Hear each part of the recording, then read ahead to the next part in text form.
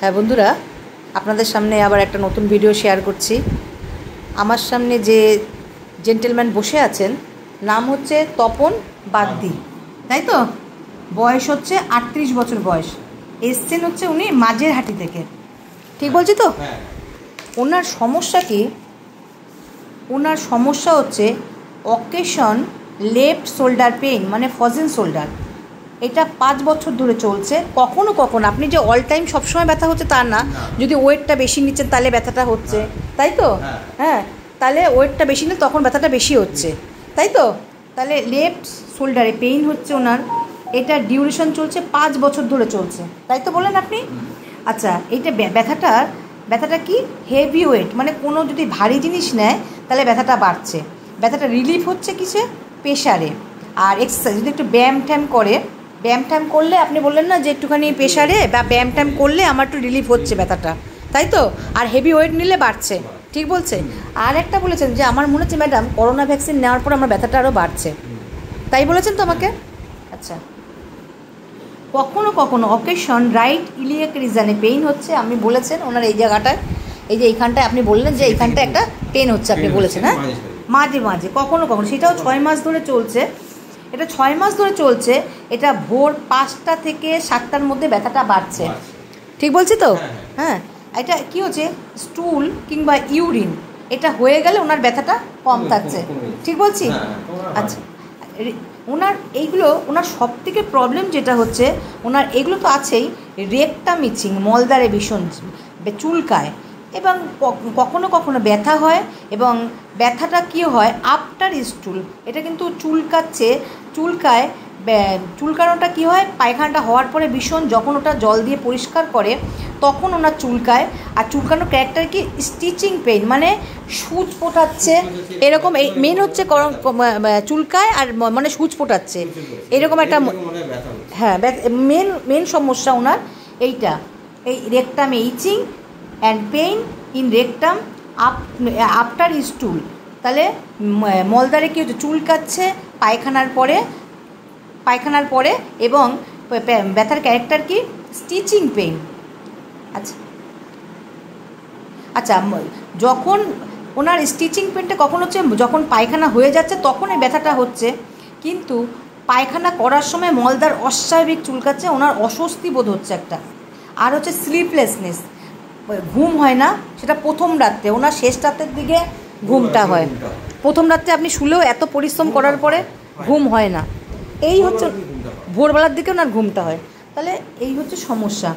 এবার যেমন আমি ফার্স্ট হিস্ট্রিতে ওনার দেখলাম ডেঙ্গু হয়েছে, ওনার একটা রিংওয়ার্ম হয়েছিল, মানে দাঁত হয়েছিল, সেটা মলম দিয়ে কি যেন দিয়েছেন, কি বলে, তেলাকুচু পাতা দিয়ে, নুন দিয়ে, কি দিয়ে, এইভাবে তুলসী পাতা দিয়ে ওখানে সারিয়ে দাঁতটাকে সারিয়েছে, আর লাগেনি। তাহলে ওনার একটা স্কিন দিয়ে সাপ্রেস চলছে। ডগ বাইট, কুকুরে কামড়েছিল, সেটা ভ্যাকসিন দেওয়া হয়েছে, আর করোনা ভ্যাকসিন দুটো দিয়েছে। ফ্যামিলি হিস্ট্রি দেখলাম বাবার অ্যাপেন্ডিক্স অপারেশন হয়েছে, বাবার সাইডে হাইপার টেনশন আছে বা হাই প্রেশার আছে। মায়ের দিকে আমি কিছু পেলাম না, জেনারেলি ঠান্ডা লাগে না। শীতকাল গরমকালের মধ্যে ওনার শীতকালই ভালো লাগে, আপনি তাই তো বললেন? শীতকাল ভাল লাগে। সারা শরীরে ঘাম হয়, ঘামে সেরকম গন্ধ ওনার নেই।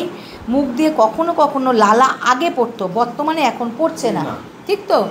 জিভটা দেখলাম ময়েস্ট ফ্লেভি, স্টুলটা নর্মাল আছে, ইউরিনটা নর্মাল আছে, স্কিনে কোনো ওয়ার্ড পাইনি, ড্রিমে কিছু স্বপ্ন পাইনি। খেতে কি ভালোবাসে? ডিমটা বেশি ভালোবাসে আর মিষ্টিটা বেশি ভালোবাসে। আর অনিয়নটা পছন্দ করেন, কিন্তু মুখে গন্ধ হয় বলে তার জন্য অনিয়নটা আপনার ভালো লাগে না, নাহলে অনিয়নটা পছন্দ করেন।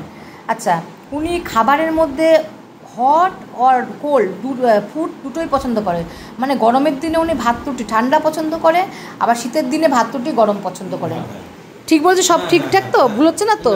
আচ্ছা, উনি বেদিং পেপার, মানে উনি স্নান করতে ভালোবাসে, শীতের দিনে গরমের দিনে অল টাইম ভোরবেলায় স্নান করেন না, শীতের বেশি শীত হলে স্নানটা বন্ধ করে দেন। স্নান করতেই হবে আপনাকে, যদি অনেক শীত পড়ে আসতে আপনার স্নান, মানে আপনার স্নান আপনার লাগবেই, তাহলে বেদিং প্রেফার আছে। মাইন্ডের মধ্যে আমি অনেক গেলাম, মাইল্ডনেস, ওনার খুব একটা রাগ নেই।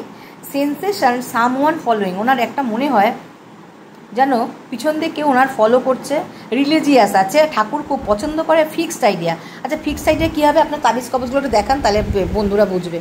ওই জন্যই তাবিজ কবজ পড়েছে ওনার, মানে এই দুই একটা কটা মা দিয়েছে, 3খানা তাবিজ পরে সে কবজ পড়ে আছে।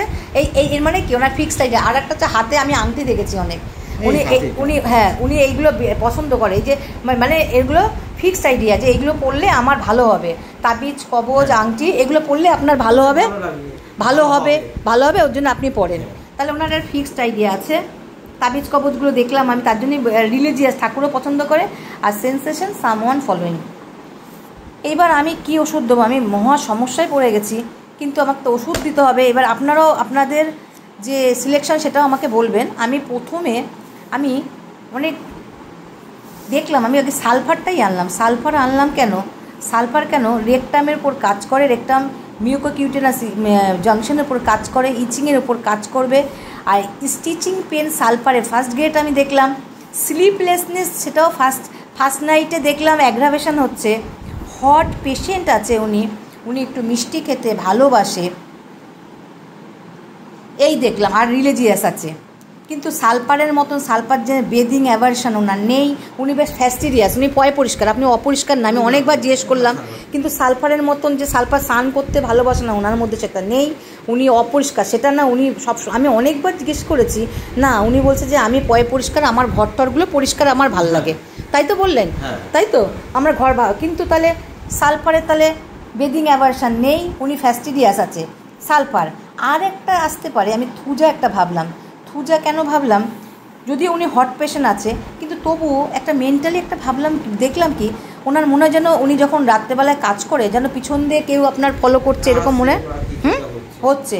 এক ঠাকুর দেবতা পছন্দ করে, তাবিজ কবজ তো দেখালে আমি, ফিক্সড আইডিয়া আছে, এই দেখলাম। আর একটু অনিয়ন পছন্দ করে, অনিয়ন পছন্দ করার থেকে অনিয়ন অপছন্দ করাটাকে আমি বেশি প্রেফার করি, তাই হোক অনিয়ন পছন্দ করে। থুজাটাও আসতে পারে, কিন্তু আমি একটু সালফার দিয়ে শুরু করলাম। এই যে সালফার 0/1, 0/2, 0/3 আমি ওষুধটা বানিয়ে দিয়েছি। এই যে কী ওষুধ দিলাম আমি, কেন কোন অ্যাঙ্গেলে ওষুধটা দিলাম, এইটা আপনাদের শেয়ার করলাম। সালফার 0/1, 0/2, 0/3 দিলাম, উনি খাক। 24/6 দিলাম। যদি সালফার আমার ফেইলিওর হয় তখন আমি থুজা দেব। থ্যাংক ইউ, ঠিক আছে, থ্যাংক ইউ। আচ্ছা বন্ধুরা, তাহলে রাখলাম। ধন্যবাদ আপনাকে, অসংখ্য ধন্যবাদ আপনার কেসটা আপনি শেয়ার করতে দেওয়ার জন্য। বন্ধুরা একটু শিখুক, হ্যাঁ ঠিক আছে, ধন্যবাদ।